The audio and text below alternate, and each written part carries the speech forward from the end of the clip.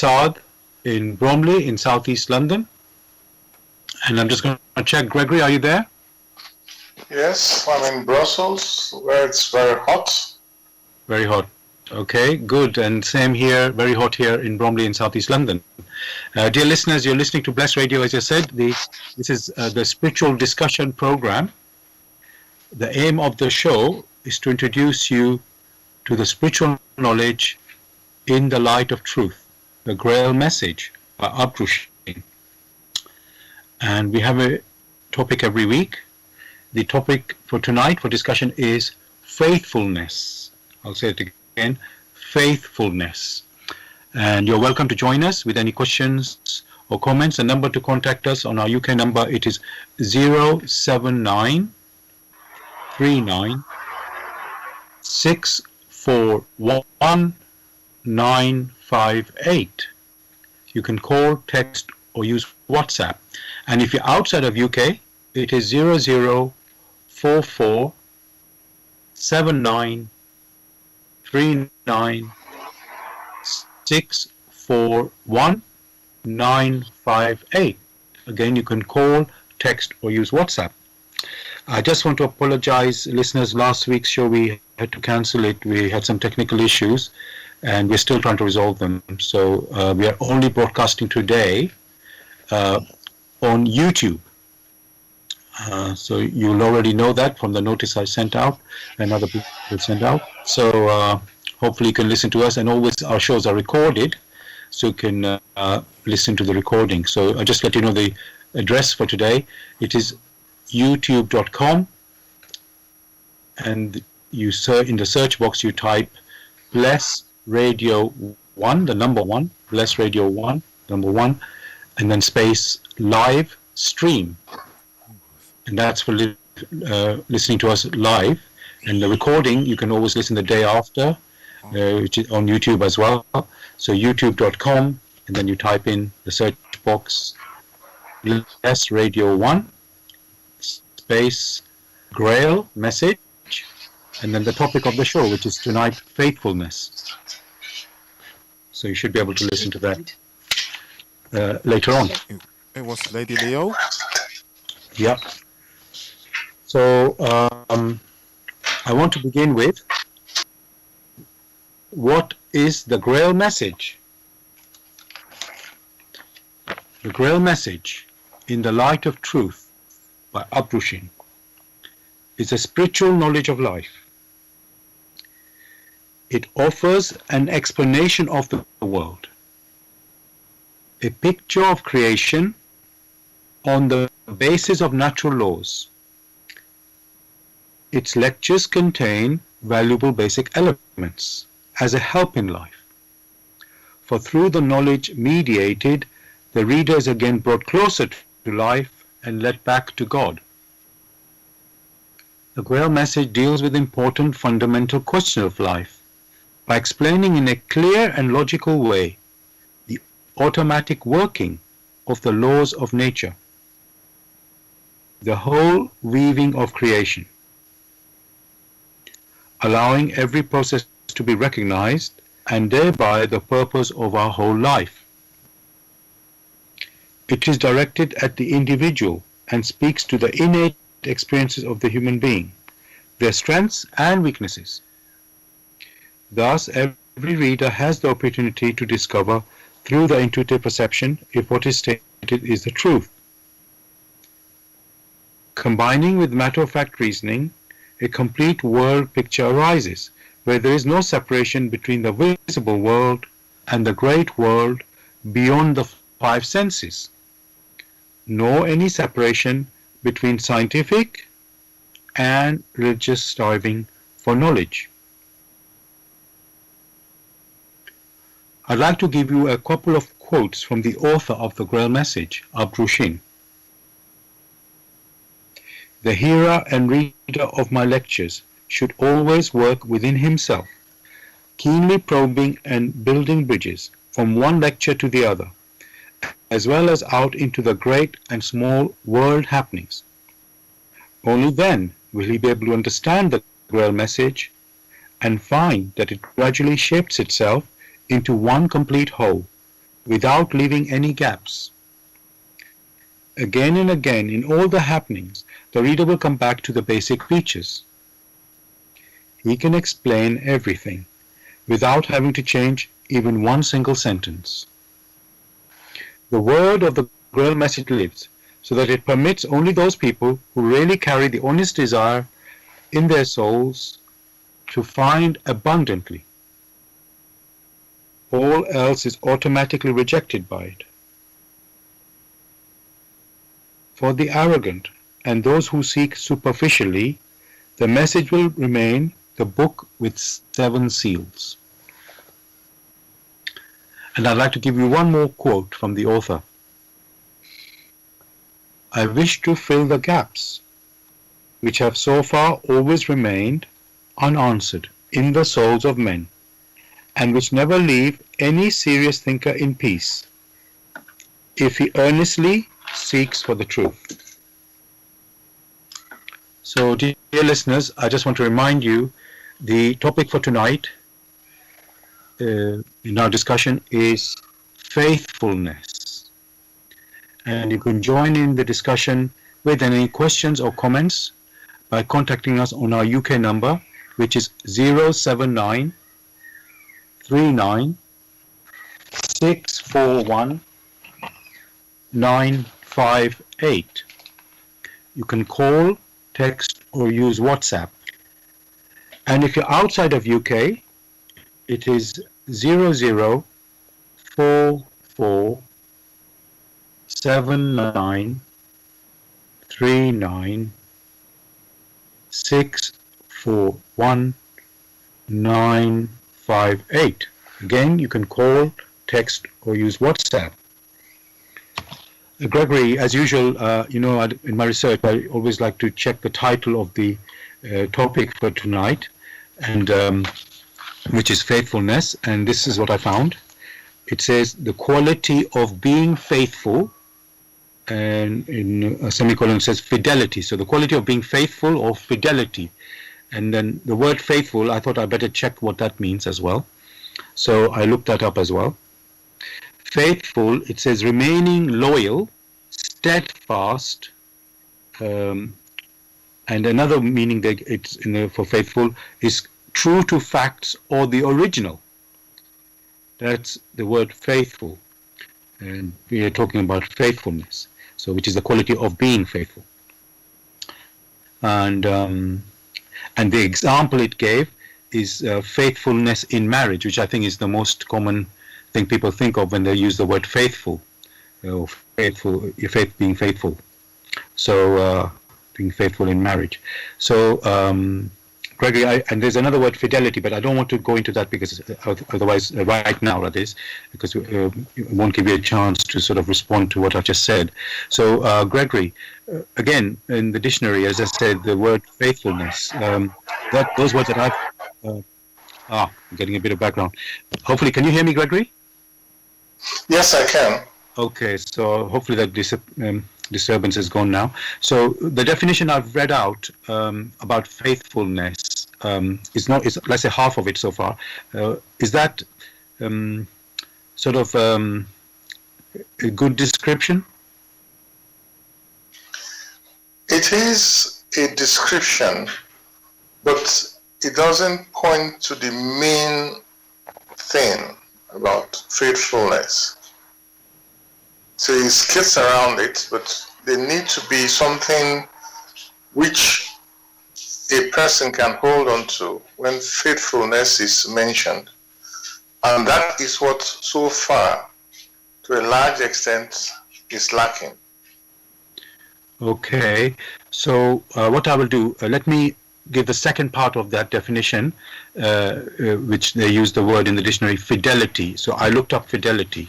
This is the quality of being fidelity. I guess that didn't quite make sense, but anyway, I looked up fidelity, and that is faithfulness to a person. That's one part of it. So faithfulness to a person, cause, or belief, demonstrated by continuing loyalty and support. And another part of seems to be most appropriate in the discussion of faithfulness.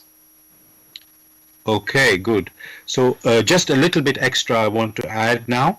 It is again in the definition of fidelity. It says the degree of exactness with which something is copied or reproduced. So I know they use an example in being a faithful copy. Let's say someone has written somebody else's work. Obviously, this doesn't really happen today in today's world, I would say. But when somebody used to rewrite something from somebody else, and I guess something that comes in my mind is, let's say, if somebody was reproducing the Bible and by hand, let's say, they'd be rewriting and it would be a faithful copy. So that's being exact, basically exact copy. Yes, is that being faithful again? Again, that describes it's like a quality or an adjective. It is the fidelity one that talks about the noun, what faithfulness is. Right.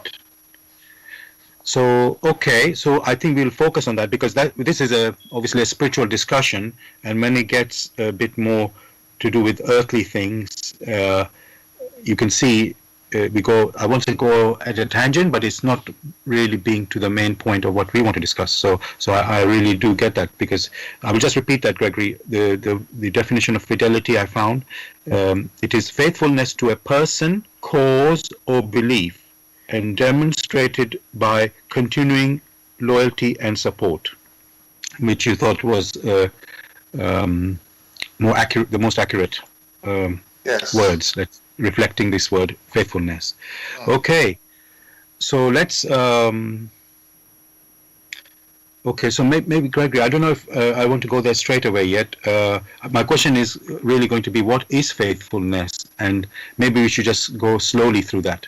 So yes. Well, following the expressions you mentioned, which is the discourse on fidelity, it presents faithfulness as a noun, in which it talks about the confidence. It talks about features which should be expected.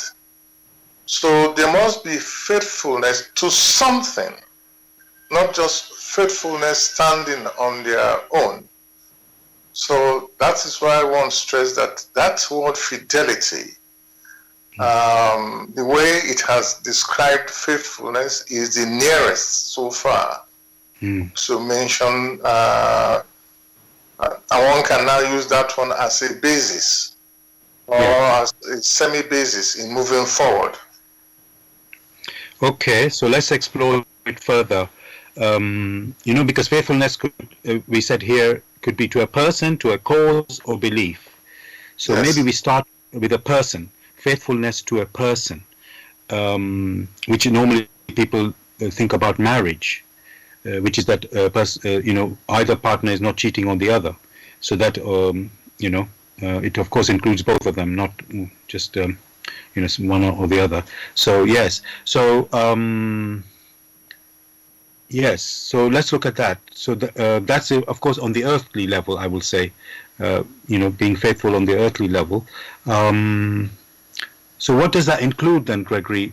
Being faithful to a person, how would we define? Because they normally look at it in a marriage, cheating the partner.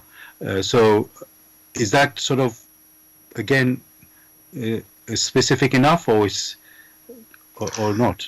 When these words are used, they are used very loosely, and therefore the import becomes nebulous. It's not very clear. When faithfulness is mentioned, or the expression is used, one must have the picture of an object or a cause. So there must be two things which are considered. The person who is being faithful to whom or to what, that has to be considered. in that particular case, that person who is being faithful, who is showing fidelity and confidence, must have observed certain features. Which features are held onto? Only on such features can one now express himself or herself by being consistent in the way that that particular feature exhibits itself. In the case of, say, challenges, when you find that someone is able to overcome challenges no matter the situation, then you start asking, how is that person able to do that? You start observing the features which that person exhibits, and you then hold on to such features. The same thing happens when it comes to faithfulness to, say, in religion. One must ask, what features do we have in this particular faith that makes us hold on to it? So there must be features which are exhibited such that the person who is shown faithfulness is able to vibrate with and gain conviction. Else, one may not speak of faithfulness. Thank you, Gregory, for that answer. And I want to explore the features that you're talking about there. Of course, it's not, as we've talked already, it's not about being faithful necessarily only to a person. It can be a cause or belief or religious. So let's explore that a bit further. When we're talking about being faithful to a person, is that so? Normally they say, like I say, in marriage is about cheating, but that's like a physical act. What about like thoughts and even looking at another person that might be not in a, let's say, how can I put that, in where you show your loyalty? Because normally, if you're with your partner, it's like that is the only person that is in your life in a sense of your loyalty. And when they talk about the word cheating or being unfaithful, it's more of the physical act, obviously, the sexual act that people think of. And so I want to say, just being unfaithful, that's the most common one that people think of, but is the other things also included? For example, as I said, thinking or looking in a let's say, I actually can't think of the exact word, but I'm going to say like in a disloyal way. I can't actually think of it such way where you are, let's say, flirting, and while you're with somebody, with your partner, somebody. So, is that practice, which is not the sexual act itself, but is that acceptable, or is that considered to be unfaithful?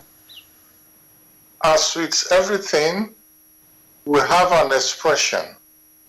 It is what lies behind it. It is the motive behind it that must be considered. When someone goes to the hospital for treatment in which that person has to strip himself or herself, and the doctor had to perform some operation, what would one say in that scenario? Would one say that because the doctor is able to observe the features of another person, that person or the other person has permitted the doctor to have a thorough check on him, on her, therefore she had become unfaithful? So, but these things have been dragged to a very low level where pettiness becomes the order of the day. It is what lies behind it in such scenarios that brings faithfulness or unfaithfulness. Thank you for that example, Gregory. I think it really uh, explains the situation really well. Thank you for that.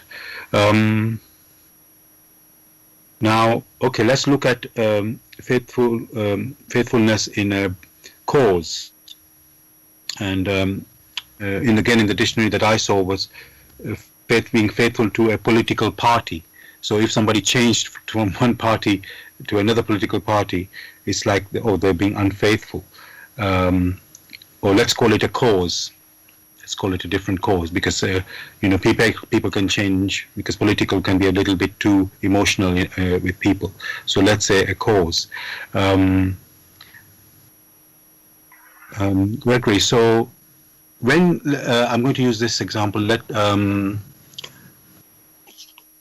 let's say, I don't know, I'm not going to give, this one is not so brilliant, but let's say, because of the current environment is a big issue in the world, although with COVID it's not too much in the headlines at the moment, but we know, plastic is in the oceans, a lot of things are going on with regard to environment, climate change and so on. Let's say in the past, somebody's attitude, they didn't really care so much about the environment. Maybe that's not a good example. I'm going to use that at the moment. And let's say that a person who did that, who was being careless about the environment, didn't know any better at the time. And then let's say he watched some program or talked to some people, and then he realized, oh, I'm damaging the environment. I don't want to be this type of person. I will change my attitude and, in fact, maybe even turn into someone who wants to take on a campaign, for cleaning the environment, let's say. So I'm not using this as a perfect example, Gregory, but let's say when somebody changes their belief, when I say belief in this type of cause, not belief in religious way, from this type of sort of belief to another belief, would that be considered being unfaithful, or how do you decide that is what is faithful? Because in this situation where let's say you become more enlightened, and then you change how you were from before to something else. Changes are helpful if and only if these changes are for the better, for further enlightenment of the one concerned. But one thing must be considered: is it for the better, in accordance with the rules through which that particular personality came into existence? If it's in accordance with the laws of nature, through which he himself or herself came into existence, then it is encouraged. Else, it is not. For what nature considers to be beneficial is the motive. If the motive swings in accordance with its laws, with these particular features, then that personality is able to draw strength for its own particular activities. That personality will feel inspired. It now appreciates what nature offers, and we strive so as not to mess it up, so to say. Then one cannot call that one disloyalty, for there is improvement. Only when the personality goes the other way around to make things worse, that is what one will call disloyalty or unfaithfulness. Thank you again, Gregory, for that answer. And you've prompted me in my next question to go further. Actually, what you have said there, which is about faith or belief in, let's say, in a religion, and then also science. And why I'm bringing science into it is you mentioned about the laws of nature, and both science would acknowledge the laws of nature, and so would the faith or belief. However, there would be you would see that science looks at nature in a different way than in some cases than how a faith would. So, for example, let's say there's case. I'm sort of bringing this in a general way, not to sort of deviate too much from the topic of faithfulness, but let's say a particular person who is believing in a particular faith, let's say, and they say, "Oh, there's God made everything," and then science is saying, "Oh no, there was evolution. First came, let's say, the universe was born, and then came the sun with the planets, like our solar system, and then in that the Earth, started with, let's say, ocean, and then land, and then the animals were formed, and so on. So there was a process. While that's what the scientists would explain how this world came about, while somebody of there's a particular faith will say, "Oh no, God created." It was no evolution. It was simply God made this, and then He made that, and then He made the third thing and the fourth thing. So, and then they're both in a way being, and yet they both consider nature, let's say, acknowledge the existence of nature, but the way they see nature is according to their belief, which is like being faithful. Like that's where I'm coming in the word faithful to their. To their, I don't use the word dogma, to basically being faithful to how they see things. Let's say one is sticking to the religious faith explanation, and the other one, let's say, scientific research, being faithful to scientific research. And yet you see they're conflicting. So my question is there, Gregory, how can we, because you can be faithful, but then there can be a conflict between the different faith way of following the faithfulness, and then you're not sure anymore, which is correct anymore. So I hope I have not been totally confusing, Gregory. But yeah, so my question, let me repeat the question, which I'm just thinking about it as well. Basically, one can be faithful in science, Gregory, and one can be faithful in a particular specific belief, faith, spiritual faith, which is conflicting with the science. And apologies for the interference.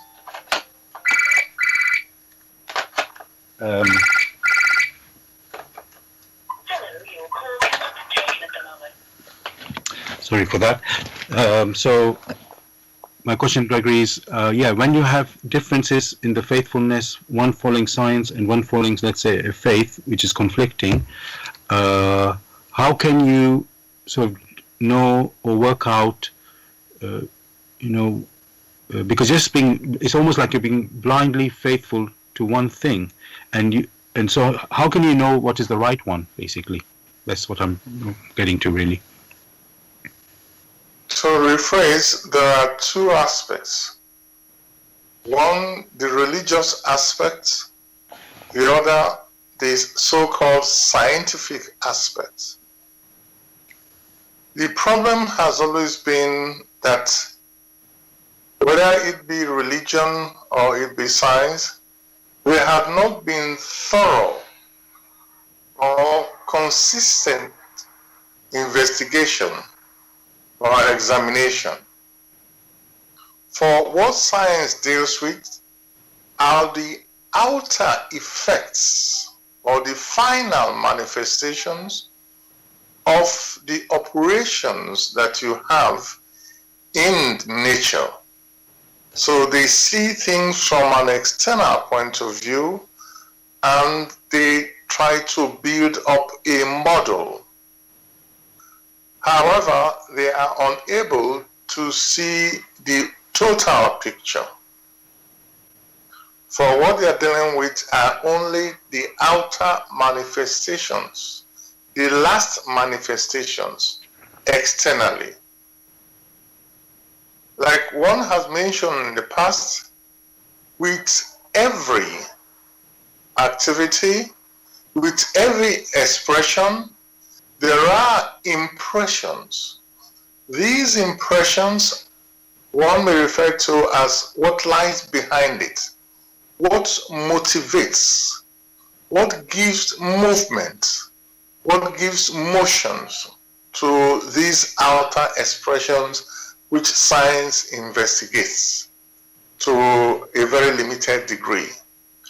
On the other hand, you have the so-called religious beliefs, which beliefs is looking at impressions, but is unable to understand these impressions correctly. Both of them fall short because they have not examined the causes, what lies in nature. So the first reference point must be nature. And in understanding that there is nature, that they themselves are part of nature, their thoughts are part of nature, their imaginations are part of nature, and there are so many other things which they have not considered. Their intuitions are also part of nature, for they have to examine very carefully. So on the one hand, you have the religious who have taken impressions which have been passed out to them, but they really cannot make sense of it. And they just hold on to and consider that the power which activates nature does it in an arbitrary way.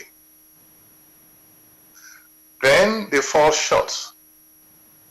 Whereas on the other hand, the so-called scientific holds on to the last ramifications and do not consider the power which activates everything in nature which they also hold on to. So they are looking at different sides. What is key here must be that clarification that one, there is nature. That two, there are the constituents of nature. And in nature there is movement, there is motion. And three, that the motion that we have in nature is not carried out in an arbitrary manner, that there are laws or there are features of the laws which ensure there is harmony in nature. Harmony which may be seen or may be unseen. From such a basis, one can now use the outer manifestations in nature, using one's intuition to move one step at a time, to go higher and higher, and then many things will be revealed to them. So you cannot just quote and say, oh, the Almighty did all this and everything is arbitrary. That will not be right. And on the other hand, you can't just say, oh, only what I can see and I can hold in my hand exists. That will not be right, because even the waves which go through the air, all right, no one can see it with their hands and hold it with their hands until the fine instruments are brought into being. So that has been the quarrel or misunderstanding from the parts of the scientists and from the parts of the religionists. Thank you for that, Gregory. Dear listeners, you're listening to Bless Radio. Today we are only on YouTube, so you'd be listening on youtube.com, Blessradio1, a live stream, space live stream.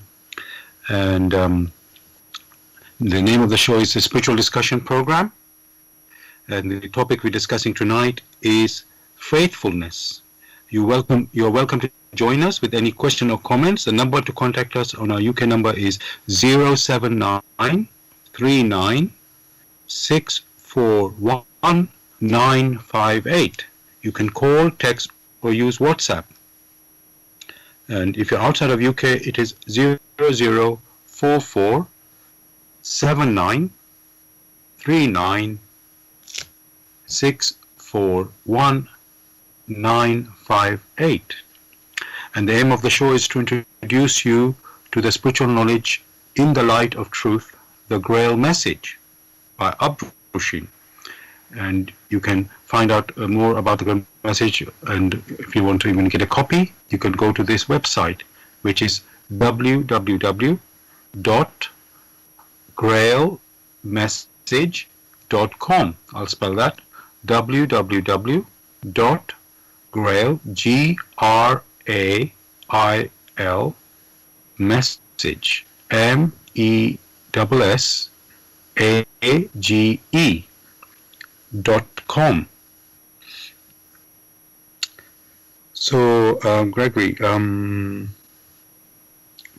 there's so much what you said there in the last question. And it's like, let's say, probably people who have, let's say, a set way of seeing things, it will be quite challenging for them, because it's like you're challenging their faith, which is very precious to them. And I'm talking about not only the religious, but also the scientists, because they believe, let's say scientists say, oh, we believe in logic. And, everything is logical and clear. And as you said, but what they're seeing is the outer manifestation, or the final manifestations of what is going on. And the people who are in the spiritual faiths, they haven't, in a sense, also only examined, they probably haven't examined, but just believing and accepting what they have been told, and accepting it, saying, oh, this is from God Almighty, and so it must be correct and true. But they don't need to, or they maybe are not looking to understand it in depth. So,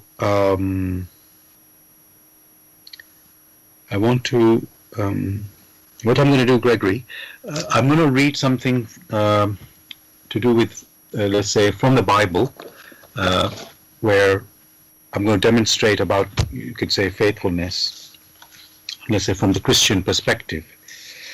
I'm going to read here, it's from the New Testament in Ephesians, chapter number 1, verse 1. I will start from, verse 1 to verse 7, I think it is, yes. And this is, just so you know, listeners, this is Paul writing to the Ephesians. From Paul, who by God's will is an apostle of Christ Jesus, to God's people in Ephesus, who are faithful in their life in union with Christ Jesus. May God our Father and the Lord Jesus Christ give you grace and peace. Let us give thanks to the God and the Father of our Lord Jesus Christ. For in our union with Christ, He has blessed us by giving us every spiritual blessing in the heavenly world. Even before the world was made, God has already chosen us to be through our union with Christ, so that we would be holy and without fault before Him. Because of His love, God had already decided that through Jesus Christ He would make us His sons, and this was His pleasure and purpose. Let us praise God for His glorious grace, for the free gift He gave us in His dear Son. For by the death of Christ we are set free, and that is, our sins are forgiven. How great is the grace of God, which He gave to us in such large measure. I'm going to just stop there, Gregory. There's one more I could read, but I think I'm going to stop there. So, Gregory, that's what Paul the Apostle wrote to the Ephesians in the beginning of this letter. So, I want to say that sort of demonstrates his faith, complete faith in Christ and God. And he says, like, through that union with Christ, they have been chosen, and they're like, basically their sins are forgiven. And yes, so I want to ask, and set free. So through the death of Christ, and that is the grace of God. And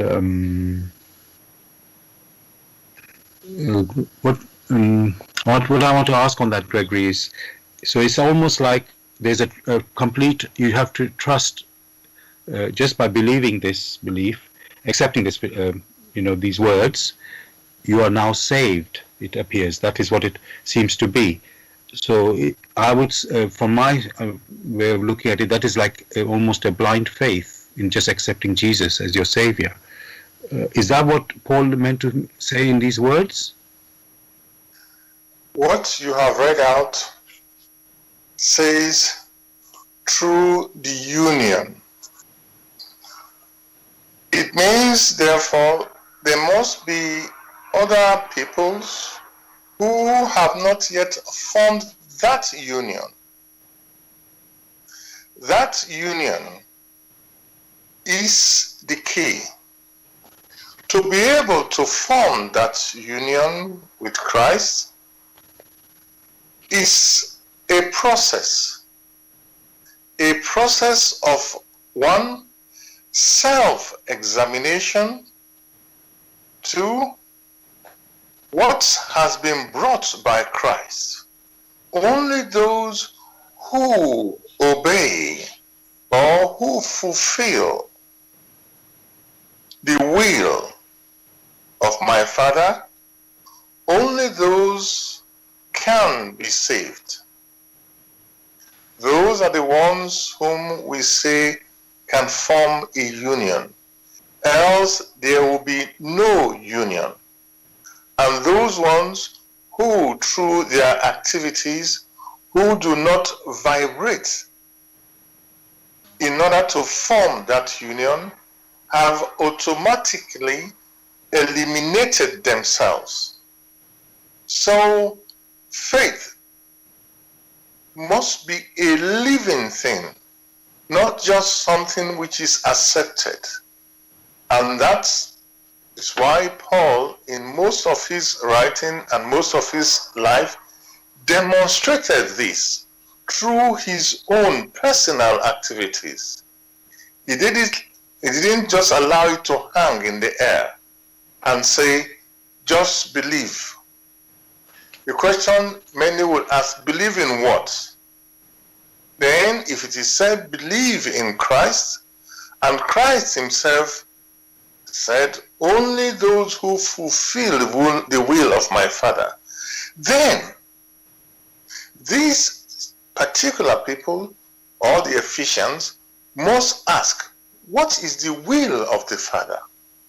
And I'm sure Paul would have gladly told them, these are contained in the Lord's Prayer, which Christ gave. Thereafter, if they then swing and live in accordance with the prayer that Christ has given in the Lord's Prayer, then they will be free, no matter what their sins have been in the past. For through such activities, they will make atonement, they will make amends, and they will be of support to the whole of creation. Then they can say they are free. Thank you for that answer, Gregory, and explanation of it. I've got another sort of question following from that. Although we human beings, we have free will, and the Almighty demands that this free will must bow or surrender to him or do his will. Yes, and so that is what is being faithful. But could it also be said to be like slavery? Because how can one joyfully be faithful? Because it looks like doing the will in what has, let's say, it has sometimes like suffering, comes across like suffering. So, and yet we have free will, and let's say we want to do things in a joyful way. So sometimes what it looks like when we are doing, the will of the Father, as you said, where Jesus asked us to do the will of the Father, it feels like a bit of suffering. So is it? I mean, I don't. My question is really, can one be faithful joyfully?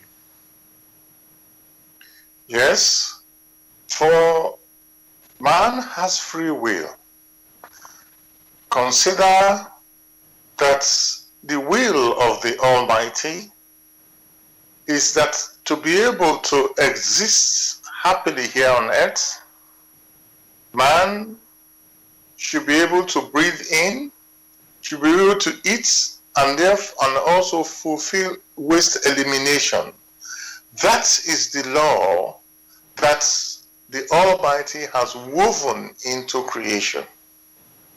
At the same time, man has free will to ensure that in his activities, it is according to that which has been laid bare in creation, to be able to breathe in and breathe out, and to be able to eat and also fulfill waste elimination. Now consider a personality who wants to violate that and says, no, I do not want to eat, or I do not want to breathe in and breathe out. What will be the result? Does that mean in granting the free will to be able to cooperate, that has now become slavery? The laws that have been woven into creation are for the welfare of man. And therefore, if man has to live in peace with his neighbor and with nature and the constituents, it has to do it so in such a way that it is in harmony. There are some who say, no, I do not want to go that way. I want to live in this harmony. I like to disturb other people because I have free will. It is they themselves who have brought slavery upon themselves through the violation of these laws which have been woven into creation. For when these laws are violated, it's as if man has tied a knot. Tying a knot within one's existence means that that person cannot proceed further and smoothly. For it to be able to make progress, it has to untie those knots. Tying a knot is like binding oneself in slavery. So they themselves have to unbind that knot. So it is not slavery. The free will is only granted to you to be able to weave your paths. Since there are many things, many challenges which will come your way in the process of becoming self-conscious. That is why the free will is granted. It's granted because in the human spirit, the inner core of man, the human spirit is able to attract very many things. But the free will is now granted to it to be able to attract those things which are beneficial to it in order to mature and become self-conscious. Thank you again, Gregory, for giving this broad picture, a comprehensive picture, of how, this activity that, this we always see things from our point of view. And, the world is global, and you're not an island. You're people. Everything has a consequence. So we maybe don't look at that consequence and be aware of this global world around us. So thank you for that.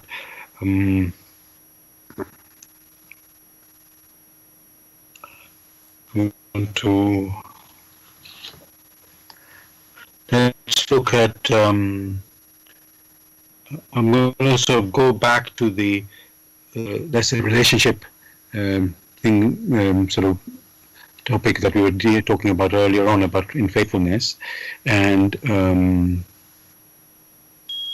between man and woman, let's say.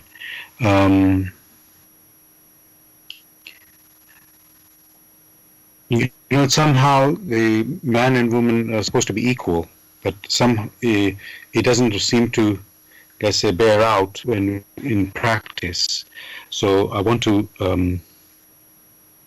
give an example of that. Just looking for this. Yes, why does when a woman is thought to be considered being unfaithful is considered worse than a man being unfaithful? Surely man and woman are of equal worth and importance.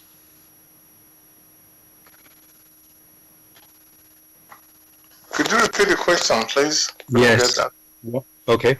Why, when a woman is being unfaithful, why is a woman considered who's unfaithful considered worse than a man who's being unfaithful? Surely woman and man are of equal worth and importance. In the first case, the overall arcing scenario must be understood before such statements are made. Woman and man, in their activities, they are complementary. They are not equal, and they could never be equal. For the feature of a woman permits her to be the mother of a child, permits her to bear children. Man has not got that feature. So one cannot say they are equal. However, their activities within nature are complementary. That personality who permits souls to incarnate, who incubates and keeps the environment ready for a soul to incarnate, has demonstrated through its activities that it has taken more responsibilities. Therefore, that particular personality who has taken more responsibilities is superior to the other who has taken less responsibilities as seen from a spiritual standpoint of view. And in then looking at it, man is supposed to provide the protection to allow the woman to fulfill her duty.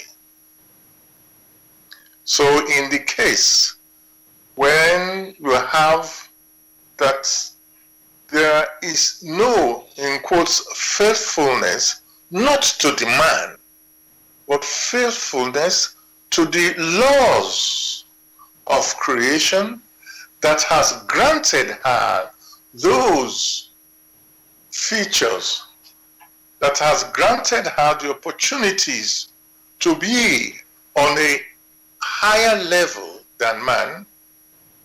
Much that has been granted to her is also expected that much must be expected. Therein lies the failure if there is no fulfillment. However, man must be humble enough to know that that personality, that partner that is granted the responsibility of making preparation for one other person to incarnate, that particular personality has more responsibilities through their finer intuitions. More of this can be found in the work In the Light of Truth, the Grail message. There, all these are explained precisely. Thank you for your answer there, Gregory. And as you mentioned the Grail message there, I actually would like to quote something just relevant to what you just mentioned there. So this is, dear listeners, this is from the Grail message In the Light of Truth by Abrushin in his lecture called Woman and Man. So I'm going to read a section from there. The purity of earthly woman lies in her faithfulness, for faithfulness is purity. A woman without faithfulness is unworthy to be called woman, and unfaithful is every woman who playfully trifles with men, either in words or in thoughts, unfaithful to herself and to her high task in this creation, therefore also on earth. Faithfulness alone calls forth all the virtues in woman. Not one of them will be lacking. Just as mankind had formed for themselves a one-sided, rigid, thus utterly wrong and narrow conception of chastity, so through their base thinking they have whittled down the high conception of purity to become something clumsy and ridiculous. They have made a caricature, an unnatural fetter of it, which is contrary to the laws in creation, and is utterly wrong, and merely shows the narrow limits of their paltry intellectual thinking. The purity of the human woman rests solely in her faithfulness. Indeed, purity for mankind is faithfulness. I'm going to stop there. And just, dear listeners, I want to remind you, you're listening to Bless Radio. It is the Tuesday evening spiritual discussion program from 6 p.m. to 8 p.m. UK time. Tonight we are not on the website of Bless Radio, but we are on YouTube, which is, you go to youtube.com and then type in the search box Blessradio1, the number 1, Blessradio1, and then space live stream. And you can always listen to the recording. That's in every show. You can always listen and go again to YouTube and then type in the search box Bless Radio 1, the number 1 again, Bless Radio 1, then space Grail message, and then space the topic, which tonight is faithfulness. So, dear listeners, I want to invite you to contact us if you have any questions or comments on this topic of faithfulness. You can contact us on our UK number, which is 07939 641 958. You can call, text, or use WhatsApp. And if you're outside of UK, it is 0044 79 39 641 958. Again, you can call, text, or use WhatsApp. And just to let you know, if you are interested in having a copy of the Grail message or want some information, you can go to this website, which is www.blessradio1.com. grailmessage.com. I'll spell that. www.grail, Grail, message, MESSAGE.com.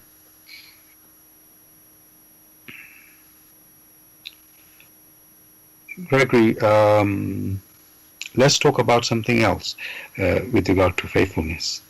I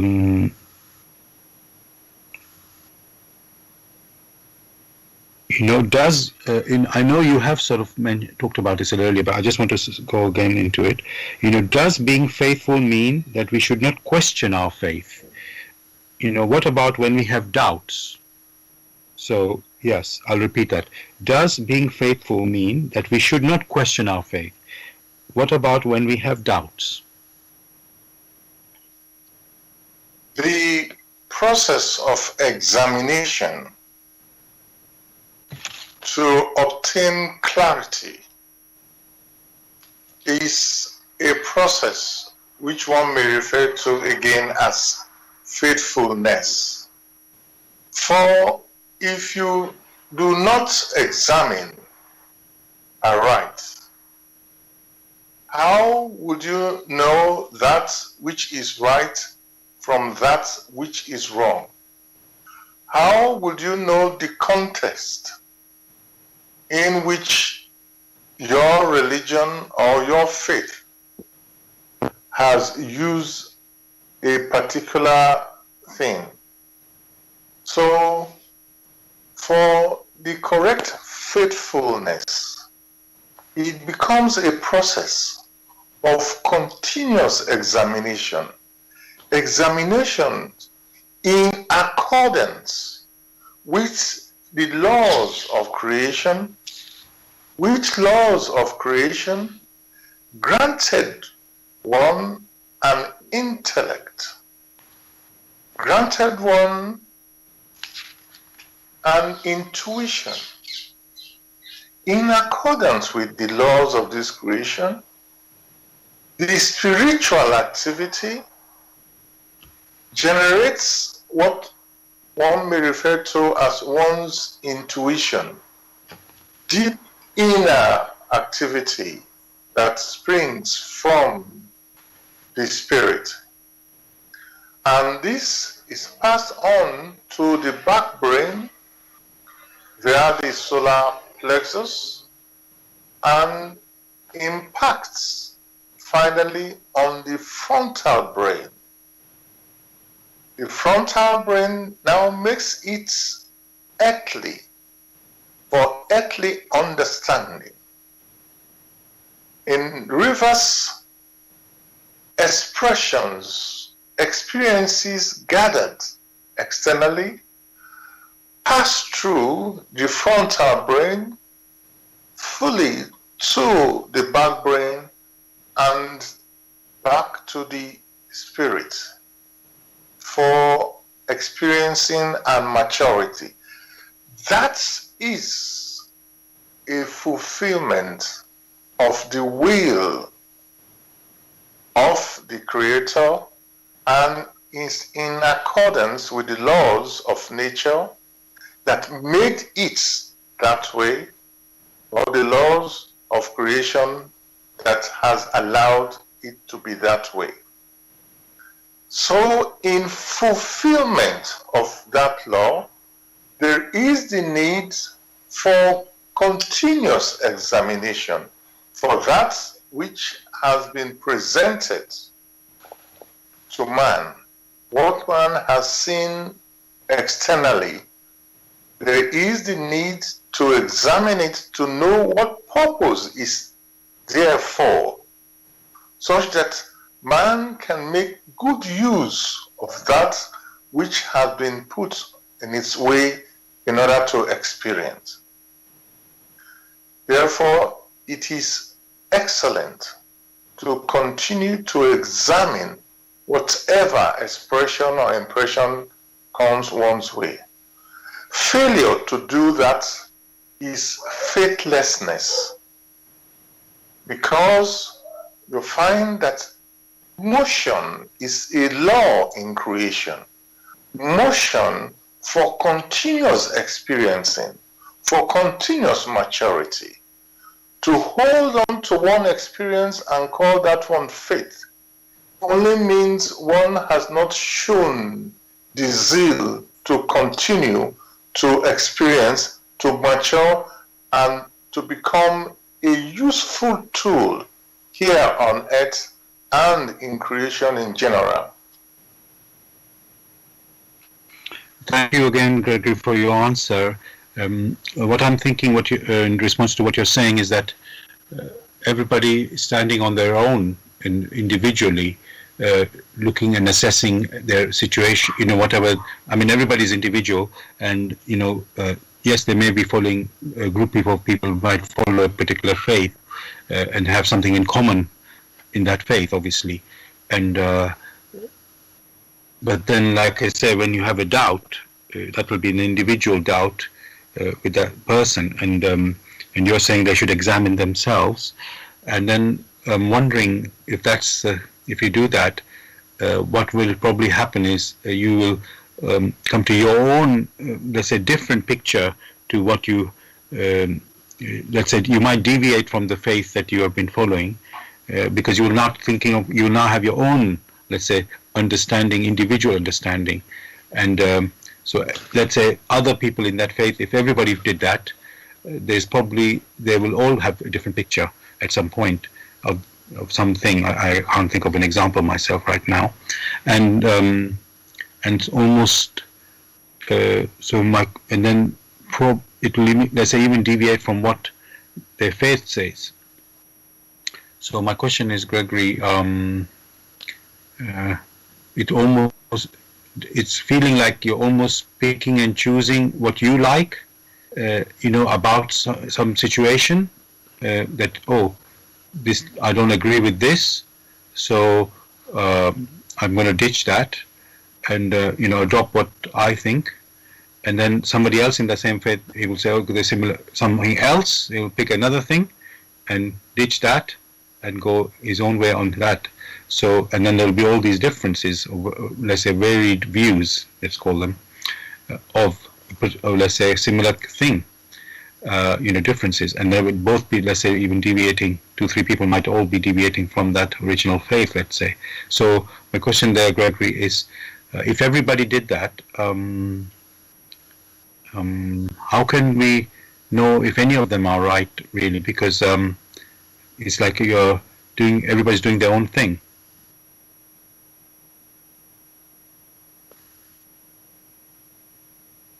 In the first instance, it is not right to say people will do their own thing. People will examine individually. That is correct.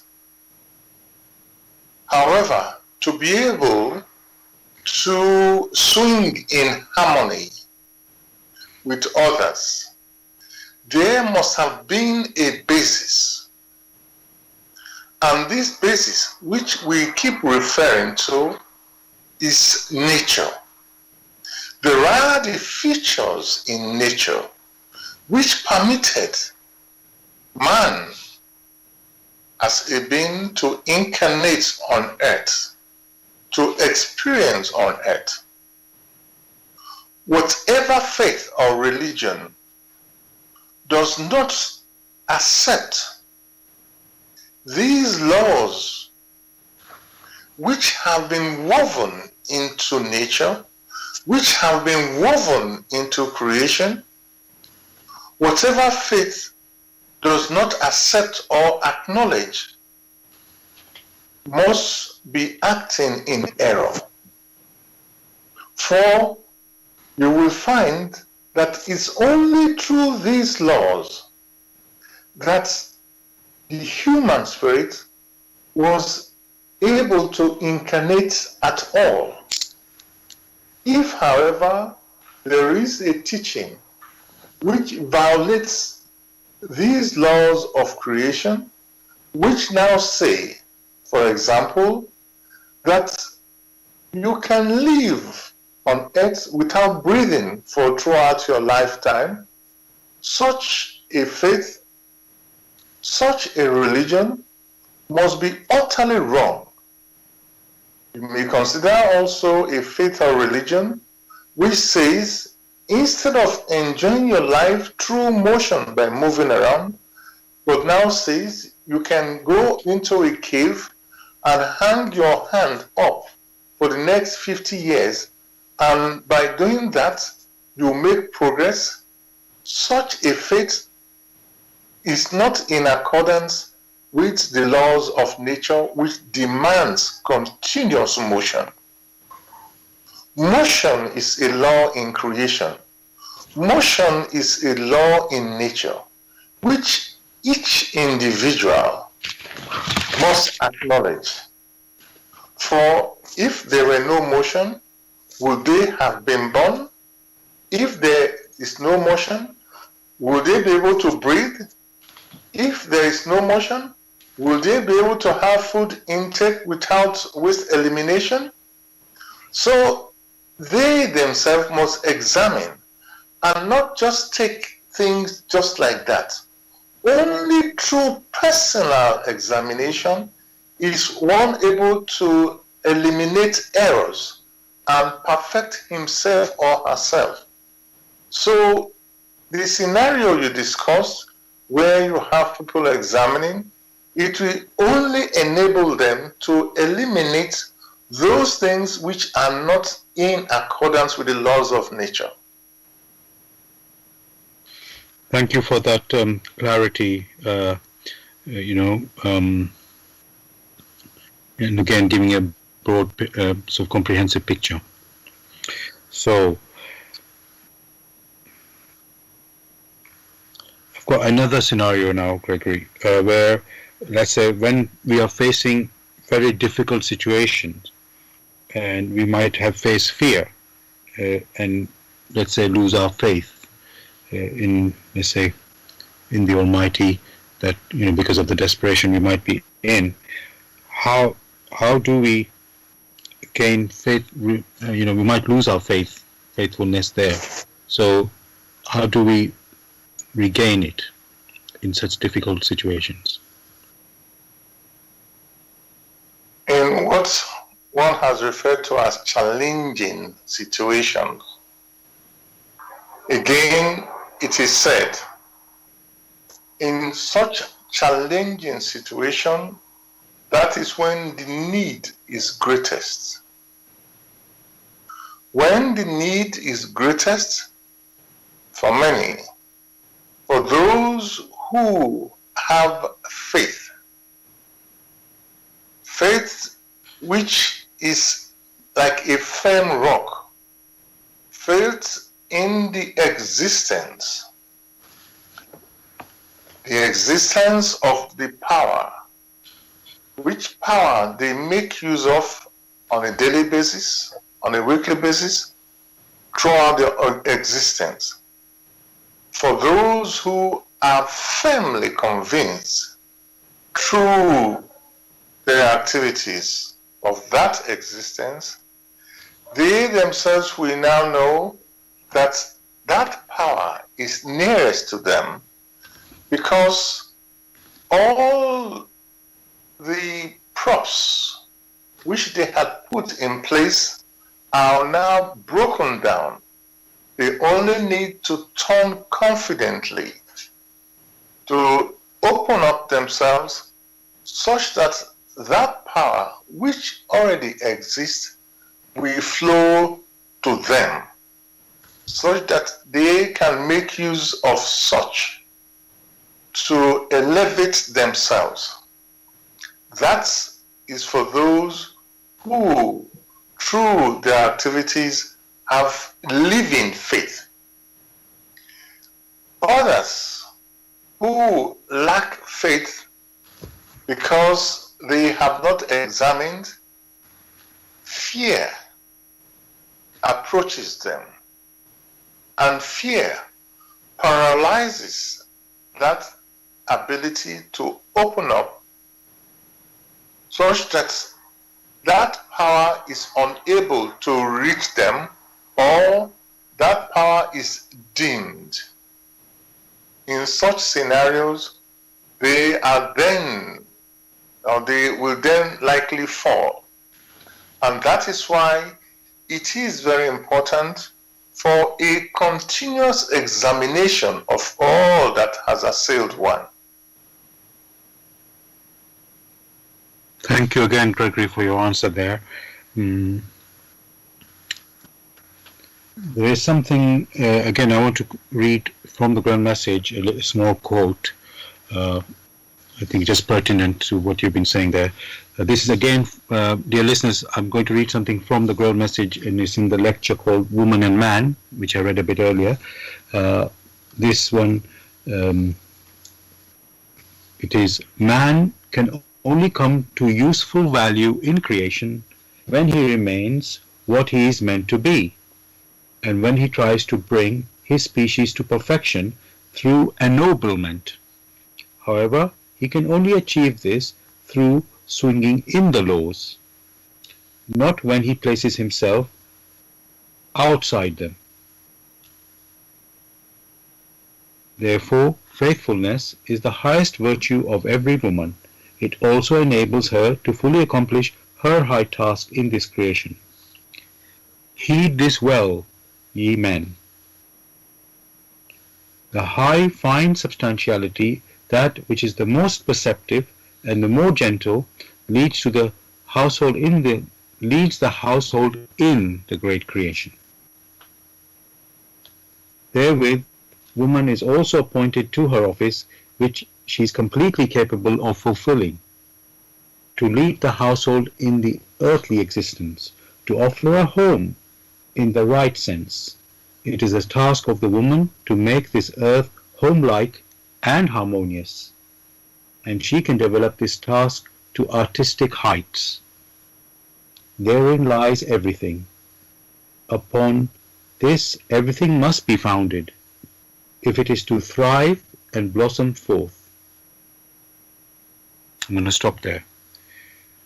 If Gregory, what I read there, we've been slightly focusing on the woman when we talk about faithfulness, and it might be taken as a hint rather than direct in our discussions so far, because we've been covering a lot of questions and range of topics with regard to faithfulness, and there's an aspect which, as I say, we've only hinted at in our discussion so far, which is regarding faithfulness and the role of woman, which is a very, very high role. It does not mean that man is somehow not supposed to be faithful, not at all. It's just there's a certain focus that or ability that a woman carries in her, role, which is a leading role. I'm going to say it that way. And Gregory, as you mentioned many times, we ask the listeners and urge the listeners to pick up the Grail message themselves and examine it, so they can also see, rather than we, make our statements, they get to see it for themselves, and it's, they get that picture. So yes, I'm going to stop and leave that there. Now,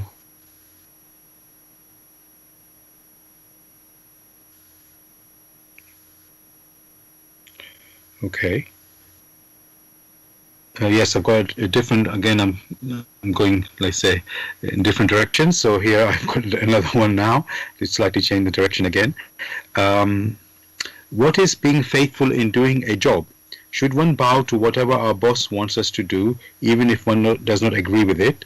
Surely this is breaking one's own principle, and therefore becoming a hypocrite. So I'll say that again, Gregory. What is being faithful in doing a job? Should one bow to whatever our boss wants us to do, even if one does not agree with it? Surely this is breaking one's own principles and therefore becoming a hypocrite. And before a job is assigned to one, there is already an agreement. It is the preservation of that agreement which is assumed to be faithfulness. However, if it is such that the preservation of an agreement leads to the defilement of the one who is to implement some tasks, then it is well and good to violate that which has been interpreted in such a way. It is a balance which has to be struck. Most of the time, these things are mundane things, whereas what is discussed here are spiritual, basically spiritual things, which have strong spiritual impact, which impact later on direct the personality when that personality has given up the physical body in order to make progress. So one has to differentiate those tasks which are assigned to one, which is to ennoble one, and tasks which are assigned to one, which do not ennoble, but bring one down. So you cannot accept a task which, for instance, is to decimate another personality, for instance, members of your family, or even of yourself. If you are given a task to shoot yourself, you yourself will refuse. Does it mean, therefore, you have violated, you are not faithful? For this task have been assigned intellectually and is expected to be fulfilled intellectually. Man must make a judgment and yet ensures that which is of spirit is fulfilled, and that which is of earthly is also fulfilled in the earthly, as long as it does not violate the laws of creation through which one has come into existence. Thank you again, Gregory, for your answer there. Now, we've been talking about, what is being faithful. What about when there's, there's a question I've been given, is what dangers hold if there is a lack of diligent faithfulness? So if one is not being diligent in faithfulness, what are the dangers, Gregory?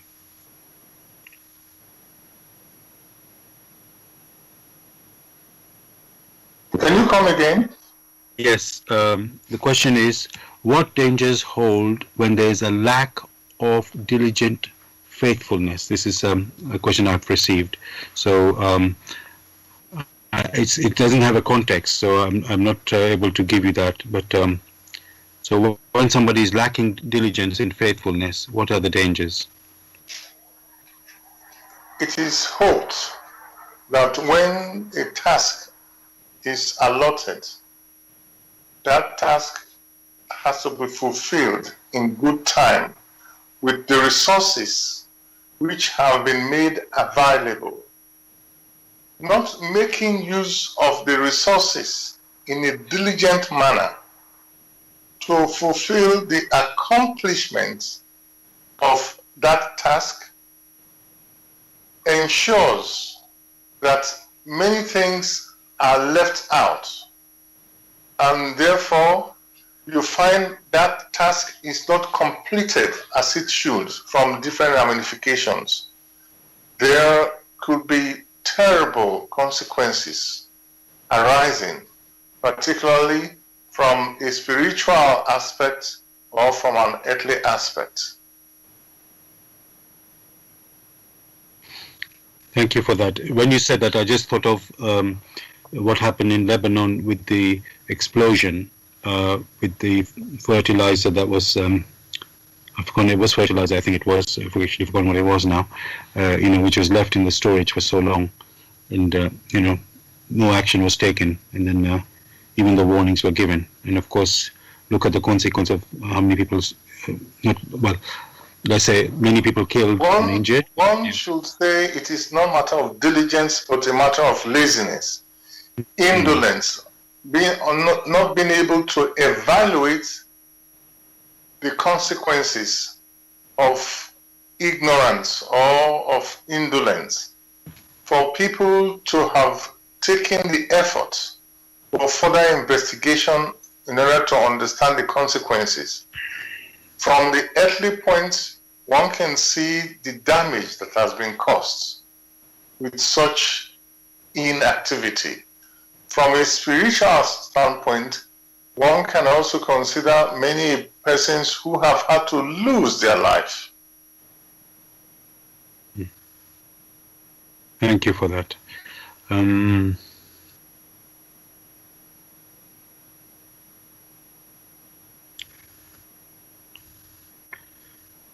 Okay, there's another question I have received is, what is the difference between loyalty and faithfulness? And yeah, is there any difference between loyalty and faithfulness?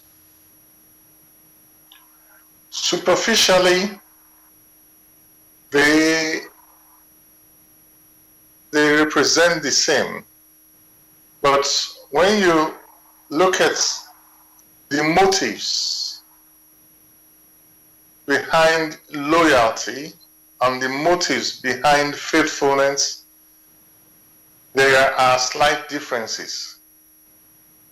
To have clarity about this, again, many should go into the work in the light of truth, the Grail message.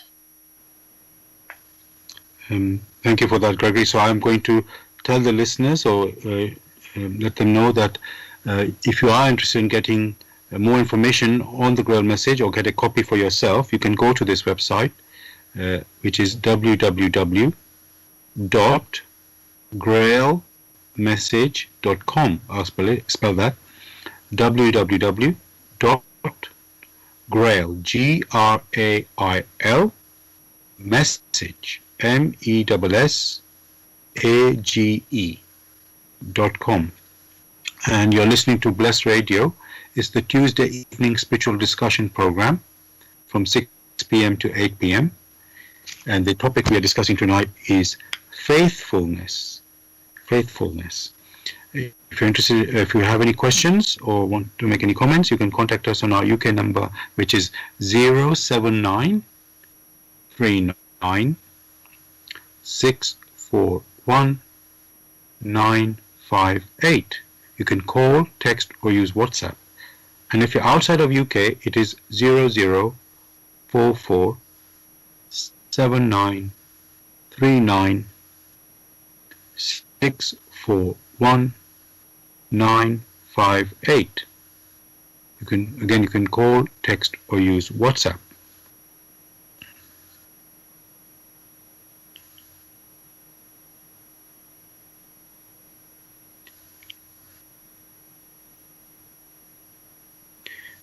Okay, I've got a question now. It is written that it is much easier to be faithful than otherwise, but we see great worldly problems caused by unfaithfulness. Why? So the question, Gregory says, it is written that it is much easier to be faithful than otherwise, but we see great worldly problems caused by unfaithfulness. Why? Indolence is the cause. For where the personality not as indolent, then it would have examined many a thing and come to understand why that thing exists. and in building up its own arsenal of personal conviction, it becomes faithful to the laws of creation or to the personality that placed those laws in creation. So, yes, and then I hear you said indolence there is the cause, and so, and yet it's supposed to be easier to be faithful. So somehow something has happened, Gregory, that means, let's say it another way. It is natural to be faithful than to be to become unfaithful. So something must have changed where man has, it's become, I'm going to say it's easier to become unfaithful somehow. So what has happened, Gregory, there where it has shifted, yeah. Well, if the train of thought is such that once something is granted to you and you use it diligently and you use it every time, then you will have a command of it. You will receive clarity. For instance, if along the line one is always relying on one's intuition to work harmoniously with the earthly intellect, then you become personally convinced in many a thing, because you are always using your intuition to do the final evaluation. If, however, you do not do that, it becomes like a language which is not used. You can consider a language which you yourself used to speak excellently, and then over time you stopped progressively not using the language. Initially, it was very natural and easy, but not using it due to indolence or one's unwillingness, you lose the command of it. Then, because you haven't built up within yourself clarity, that has resulted from indolence. You cannot have faithfulness when you have no challenges, because you are unable to determine whether what you are now faced with is correct or wrong. Thank you for that. And so how do we return to, let's say, to how things are meant to be? So, or let's say sharpen our, I was going to say remove our indolence, but how do we work that we, can, let's say, be, like you say, master this ability that, because I know you have said earlier on about assessing things ourselves, but is there, how do we go about that basically? How do we, become... Again and again and again is being stressed.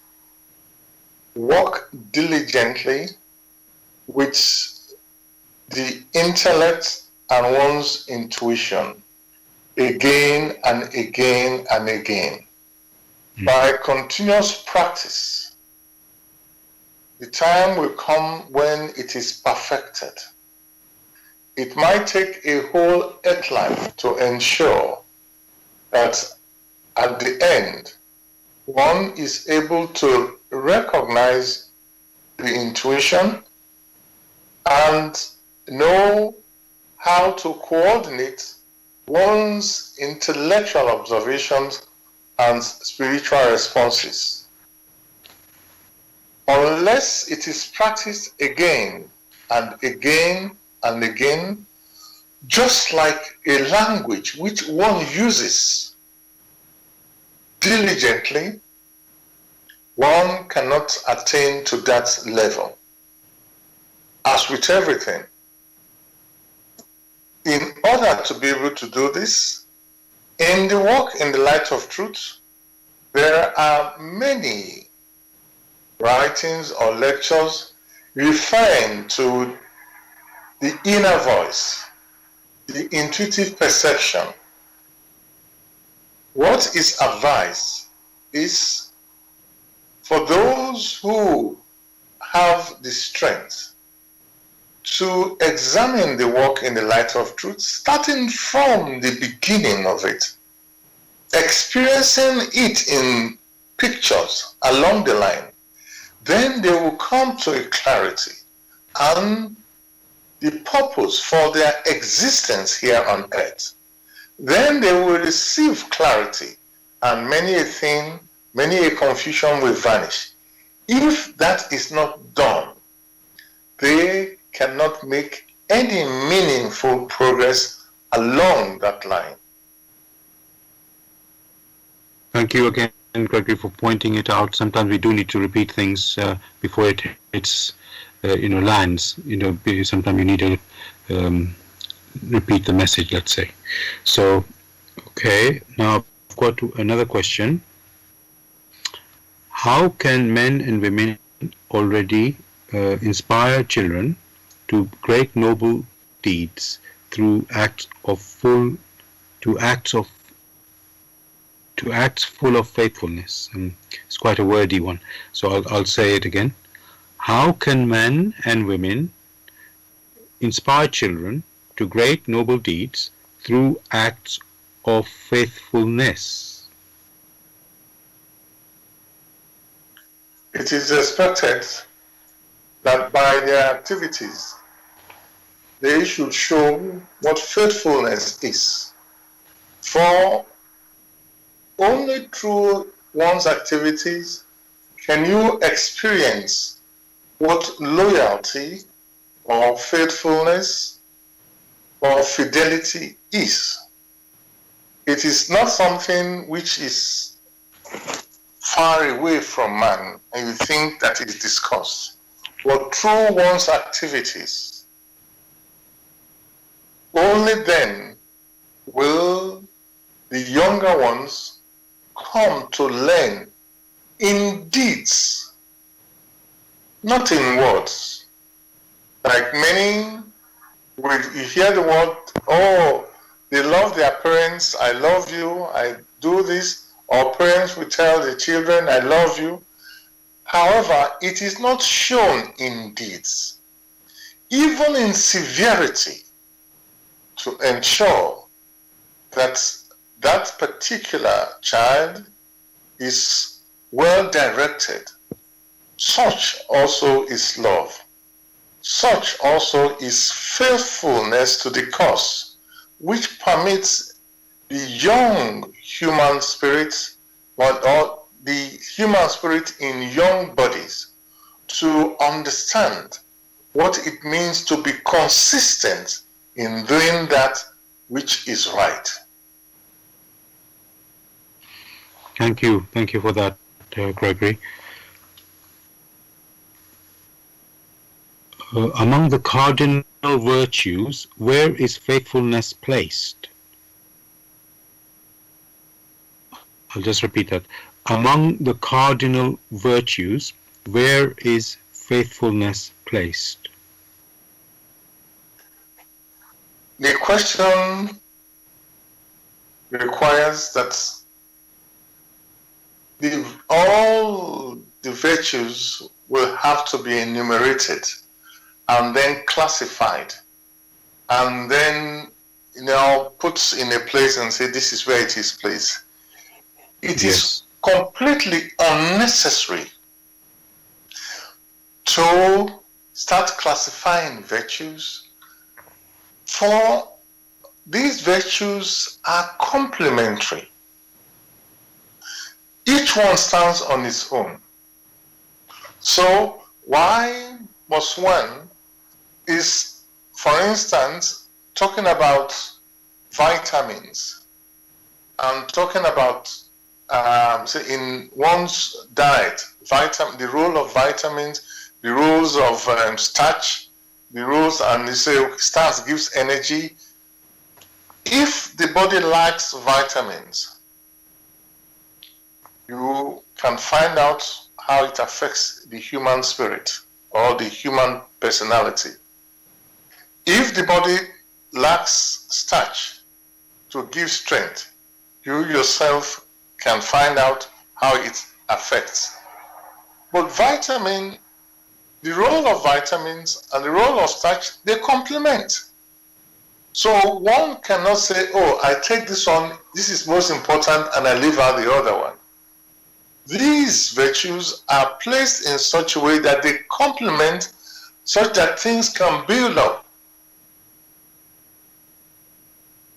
Thank you again for such a brilliant picture, Gregory, in that answer. So, immediately, oh, this is not a way, how can I say, the way when you ask a question, you're limiting, the value of what these virtues are. So it's not about something is higher than the other. You need them all. So thank you for that.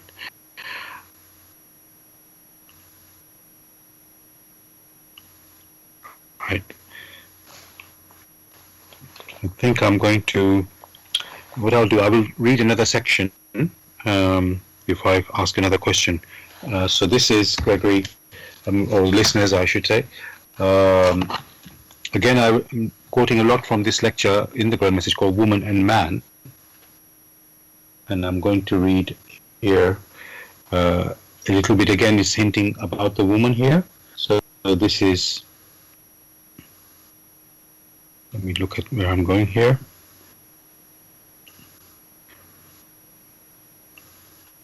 Just going to pick the right point before I start this point. Let's see.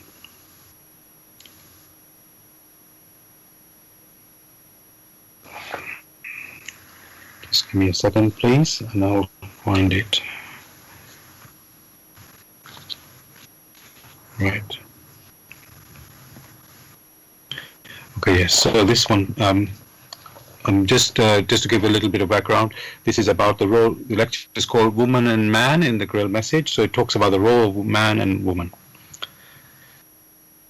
The home must become a sanctuary through the woman. It must become a temple for the will of God. This contains worship of God when you listen into His holy volition in creation, and when you adjust your life through activity on earth accordingly.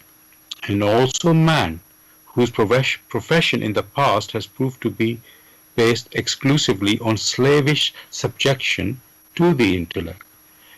It will change through the nature of woman, when he is forced to recognize in her the hint to what is more noble.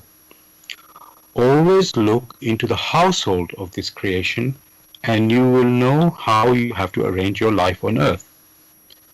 However, man must not disregard the order of a household in an inconsiderate way, no matter whether through neglectful non-observance or a craving for power.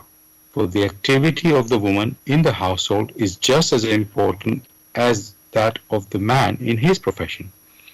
It is merely of a different nature, but it cannot be dispensed with.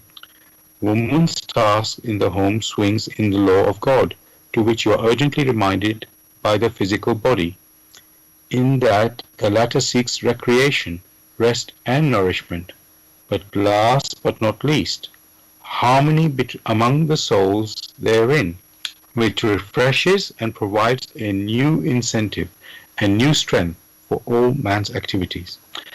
The balance in this, however, must be absolutely harmonious. For this reason, the woman too must respect the work of the man, and not to think that her activity may alone be decisive. The activity of both parts shall be joined to each other in an even swinging. They must not disturb the other. Thus, man must not willfully upset or confuse the orders in the household, But through being punctual and showing a growing understanding, he must even help, so that everything that can keep its harmonious course. I'm going to stop there. So just to remind you listeners, that was a little section I read from the lecture Woman and Man in the Grail Message in the Light of Truth by Abdushin. And again, I invite you to examine it.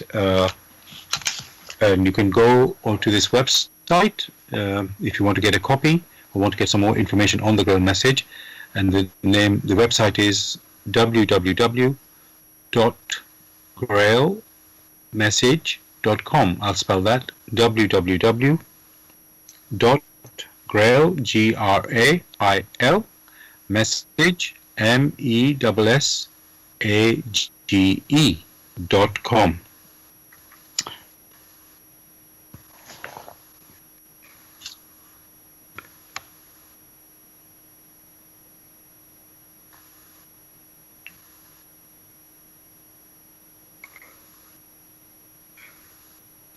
Now, Gregory, yes, I've got a question going back to the sort of, let's say, our faith and, being faithful in faith. So, is being faithful, Gregory, is it a test to see that we please the Almighty?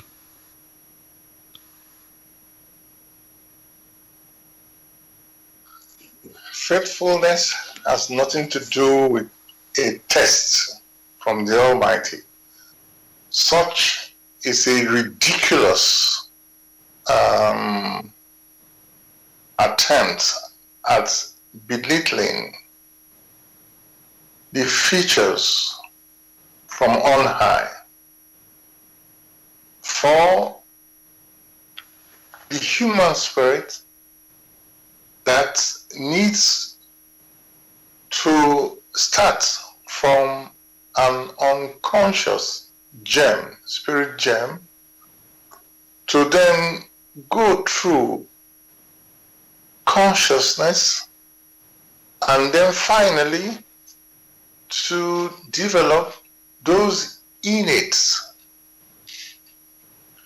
features which lie dormant within it, such that it's able to cooperate with upbuilding in creation. This is such that it too may partake of the joys that lie in creation. So, why will the Almighty, in His almightiness and power, test an entity which depends on Him for everything? Why should there be the tests of faithfulness or unfaithfulness? It is because these expressions have been applied wrongly. Thank you for that very clear answer, Gregory. Yes, sometimes I ask these questions because people are, let's say, it's a common statements that you hear, and you can see that people haven't thought about it. They're just quoting. It's like I can't think of the words. It's like people say these things all the time, and especially with their faith, regard to their faith, that let me just make one up, like example, like, oh, God is everywhere. So, it's like His help is everywhere. So they just commonly say things and don't think, is that really true, or is that really right understanding? It's just a word that, and it's just very, very common. And then when somebody answers it in that way, like you have, that you think, oh, hang on a second, maybe I have not understood anything. What I'm just quoting something top of my head without realizing what I'm saying. So it's good to have a little jolt to awaken us from our sort of lazy, indolent, like you said before, sort of thoughtlessness. Now,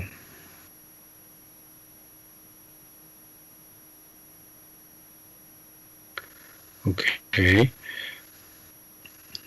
looking for some nice question where I can, which I can put to you now. Okay.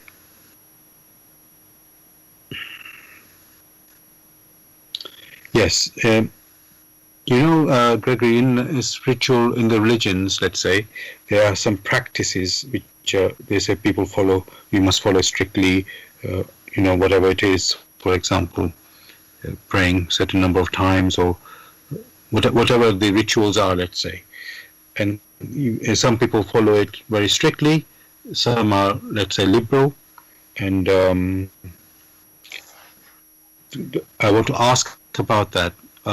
What does that mean? If somebody does follow those practices strictly, is that being faithful? And yeah, if somebody's following these practices so strictly and others are not, are they being unfaithful? If these rituals have their effect to awaken one's intuition, which is what counts in the final analysis, if these rituals are so strong as to jolt the inner human spirit to be awake always, then that particular ritual is beneficial. If, however, it becomes a commonplace where the spirit does not participate in that which will bring benefit to it, then those rituals are useless or of less use, because these rituals are external things set up to help, to act as signposts in order to awaken the human spirit from its slumber. However, if these rituals have been set up in such a way that the spirit is able to be astir, then, strictly speaking, one will not refer to them as rituals, but we regard them as helps in which the spirit participates in beseeching for help in the instance of watchfulness and prayerfulness.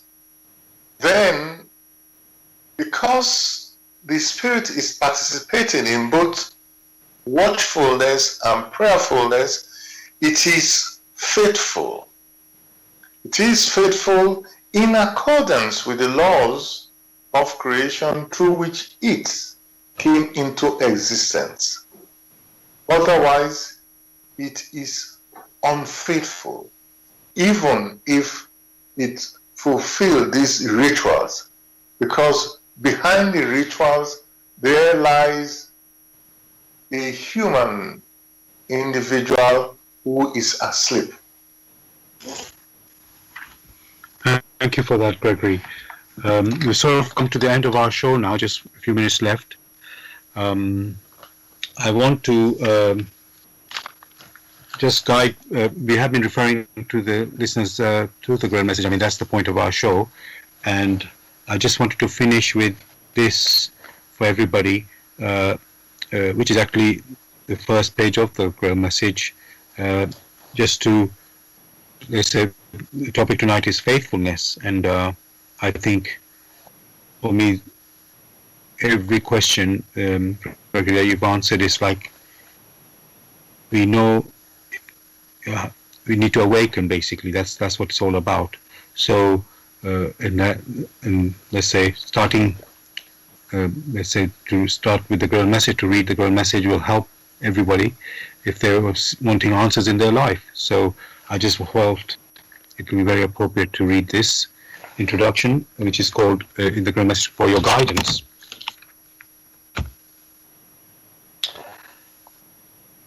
The bandage falls and belief becomes conviction. Liberation and redemption lie only in conviction. I am addressing earnest seekers only. They must be able and willing to examine this matter objectively. Religious fanatics and irresponsible enthusiasts may hold aloof, for they are detrimental to the truth. As for the malevolent and prejudiced, they shall find their sentence in the very words. The message will strike only those who still carry within them a spark of truth and the yearning to be true human beings. To all such it will become the shining light and staff. It will lead them unswervingly out of all the chaos of the present-day confusion. The following word does not bring a new religion, but is intended as the torch to help all serious listeners or readers find the right path, which leads them to the longed-for height. Only he who bestirs himself can advance spiritually.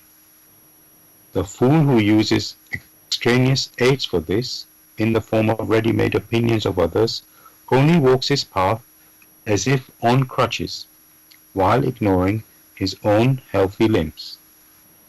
But the moment he boldly uses all the abilities which lie dormant within him, awaiting his call to help in his ascent, he is employing the talent entrusted to him in accordance with his Creator's will, and will easily overcome all obstacles that seek to divert him.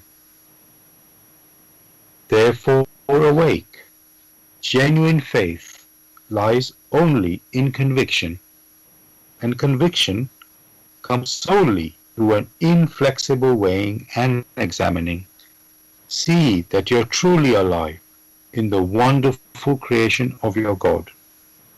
Abdushin. So, dear listeners, thank you for joining us tonight. I hope you enjoyed the show. I'm going to ask Gregory if you'd like to say anything to say goodbye to the listeners.